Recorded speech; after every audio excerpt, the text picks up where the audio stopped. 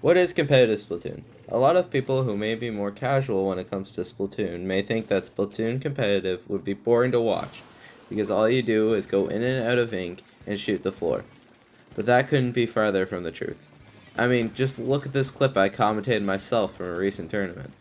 Of pathway. So putting a stop to that, or at least putting a delay to the inevitable, is very, very smart. And as I say that, Minor gets two. Gonna try and get a third. Can't get a third!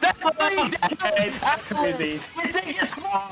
A quad from Atlas! With that double, with that jump in. Beautiful quad. Bro's mic is peaking like crazy. Bro's mic was peaking like crazy. Anyways. As you can see from my mic peaking, it gets crazy. Anyways, going back to what I said in the intro, there's a lot of misconceptions with Splatoon, and especially competitive play. When it comes to comp Splatoon, there's 4 different modes that are played. Splat Zones, Tower Control, Rainmaker, and Clan Blitz. If you notice, I didn't mention Turf War. This is because Turf War is not a good mode for competitive play, which is why when you first see Splatoon, you think, how could there be a thriving competitive community? Because Turf War is the mode Nintendo pushes. If Nintendo wanted to push a certain mode for competitive players, it should be Splat Zones. When entering competitive Splatoon, there is tournaments that are all modes, but there is a lot that are Splat Zones only. I won't get into the reasons why Splat Zones is the best mode, but think of it like this. Splat Zones is like the 3v3 mode of Rocket League competitive. It's clearly the best one, but other options like 2v2 and 1v1 are fine too. Splat Zones is the best mode competitively because it's the mode that shows off Splatoon's unique quirks and skills. Again, not getting into the details, I can in another video if you guys would like, so let me know in the comments. And while you're down there, subscribe. It helps the channel out and lets me know which kind of videos to do more of. So, do I need to have X rank in order to play competitive Splatoon? That is a common question most people have, and the truth is, you don't even need to have a rank. You could be level 5 or just have never played ranked and can play competitive Splatoon. There isn't a skill barrier, and I think that's the main thing that people forget. The reason why you want to play competitive is either because it seems fun or you want to get better, and both of these in themselves go hand in hand, but also are really the only things you need if you want to play competitive. You don't need a certain X power, you don't need a certain rank, you don't need a certain level, all you need to be is 13 or older. On the topic of age, a lot of people when looking at Splatoon think it's a children's game. And to be honest, at first glance you may seem right, but the game is rated E for everyone. For a reason. Anyone can play it. I know competitive players in their 40s, and I know competitive players at the age of 13. Hell, I even know a father-son duo who plays together. The competitive scene is actually mostly adults. There's also spots just for 18 plus or 21 plus as well. I don't know them personally because I'm currently 17, but I do know they definitely exist. Now, I haven't even touched tournaments. There's so many to choose from. Some would say there is too many. Yeah, it's a discussion around the competitive scene right now. Anyways, there is a lot of tournaments to choose from, and there's even tournaments that are catered to people who are starting competitive or want to get into it.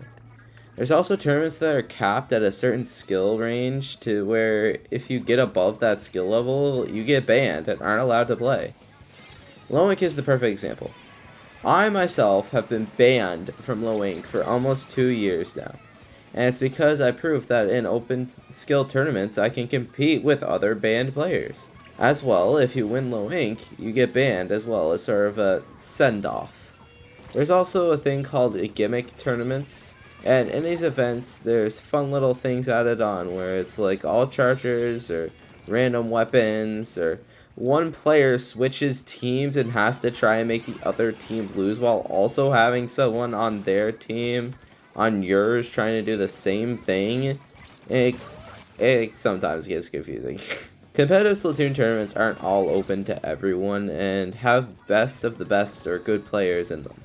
So you could try out these events that are either no stress, capped, or gimmicked. Granted, there is a lot of open level events as well. I mean, I myself run a weekly every Monday, which you should check out. It's called Megalodon Monday, link in description. And it's open to anyone and everyone.